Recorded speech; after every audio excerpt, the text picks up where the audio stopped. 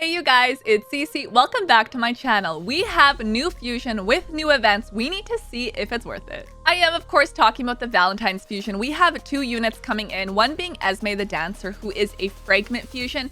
So we're gonna get her champion fragments through events and tournaments. Now, I think we should look at the skills first and then kind of decide from there and how we feel about it. If you are a new player looking to start Raid Shadow Legends, then be sure that you're using my link. You can either scan the QR code on the screen, click the link down in the description box. By using this exclusive link, you're going to start your account off with Elenaril on day 1. So right away, you're going to get a legendary champion. At level 10, I'll send you Uugo, that epic champion. Level 20, you'll get Rector Drath. And at level 30, you'll get Mausoleum Mage. These 4 amazing champions are going to help you out with your raid journey. So Esme the Dancer is a legendary support type. Her aura increases ally speed in all battles by 19%. First skill attacks an enemy and then increases the attack buff on all allies for a turn. And then second skill AoE, having a chance of placing a weaken debuff, a block buffs debuff, also decreasing the turn meter of all enemies by 20%. Now, if we have the other unit, so if we have Modo on the same team, then it's going to steal 20% of each enemy's turn meter instead. Okay, I mean, not like super broken, but look at the third skill. So has a chance to increase accuracy and increasing speed buff on all allies for 2 turns. So she'll do a little bit of buffs in here, and then the 75% chance of removing all buffs from all enemies. Okay, now again, if Modo is on the same team, then 75% chance of stealing all buffs from all enemies instead. Okay, so instead of removing them, then you'll steal them if you have him. Again, I don't see that as being like super broken having him in there, but maybe the passive. So passive effect.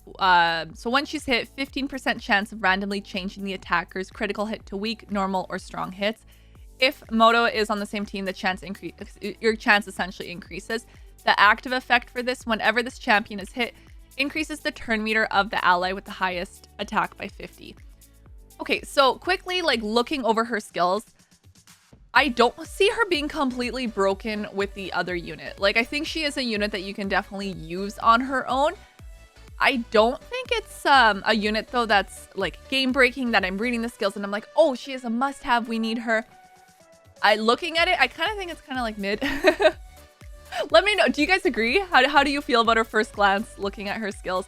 It's not something that I'm like jumping and running to actually like being like, I need her. Now, this being said, I will be doing all the tournaments and I will grab her fragments as much as I can. I will document that journey as well. Be sure you subscribe so you're able to see my journey and actually grabbing her and what I do with her. Now that you've downloaded using my link, you want to make sure that you are entering a new player code. You do have to enter this within 72 hours of actually downloading the game. The code that I suggest using is Monkey King. This is going to get you Sun Wukong, who is a legendary champion who is very good, but only here for a limited time. So you're going to want to make sure that you claim that. Now let's go ahead and look at the other units. So let's go ahead and find Modo, if that's how you say it. I'm not super sure.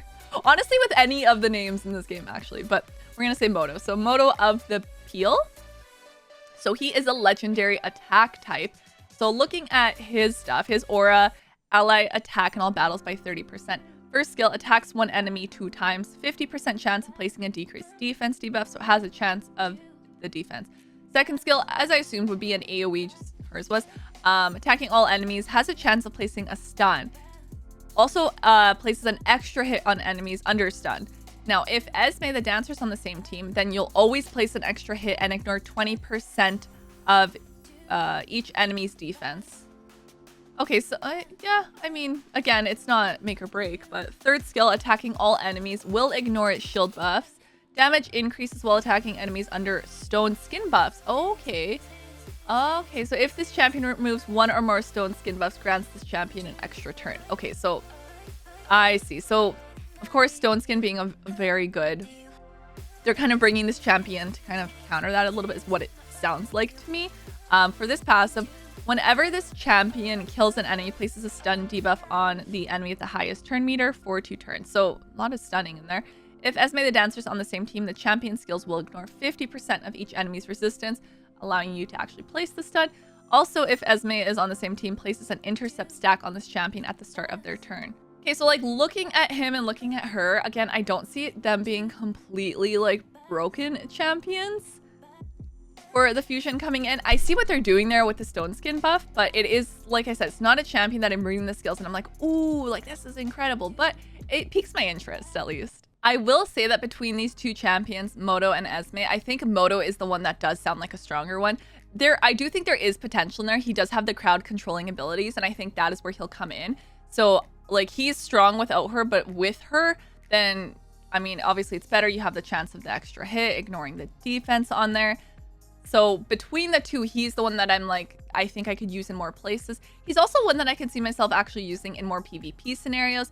Versus Esme, I'm not sure quite where she fits in right now as a first initial glance at her.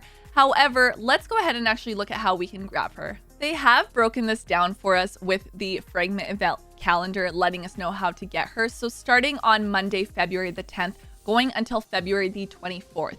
Broken down into tournaments and events. So in terms of the tournaments, we have the Spider, Fire Knight, Classic Arena Takedown, Dragon, Champion Training, Ice Golem, Champion Chase, and then Classic Arena Takedown again. Covering the tournaments, while this is going on, we have the events. So Champion Training, Dungeon Divers, Gear Enhancement, Hero's Path, Gear Enhancement again, and then Gear Enhancement again. So that's 3 gear enhancements. That's going to be a lot of silver. Like looking at it for myself is kind of how I'm seeing this. I'm still going to do my best to try to get her, but they have also let us know the fragments available through tournaments. You can get 55. Leaderboards, you can get an additional 10. So if you're placing in that top slot, good luck to you guys if you're going to try to snag that top slot. Events being 35, and then the Hero's Path with the champion fragments being 25. So a total of 125 fragments. Keep in mind, we just need 100 to actually get her. So as of right now, they have the Gear Enhancement, the Champion Training event, and the Dungeon Divers event going on. Be sure that you guys are clicking on all of that, seeing how far off you are, how your progress is going. And then for the tournaments, it is the Spiders tournament. So this will be done by the time this video is up. But this is one that I am working on right now. So I have a little bit of ways to go. I have time though. I'll just run my multi-battles and then be able to get that done for sure. But finishing up some of the other events, the Fire Knight tournament going to be starting soon. The one that I think looking at everything like could hold back is the Gear Enhancement. So right now I do have 68 mil. Because I've gone through and I've sold a bunch of artifacts, I will need to do some upgrading, and I'm just gonna have to wait for the Gear Enhancement event to actually do all my upgrades of my gear to be able to get that done.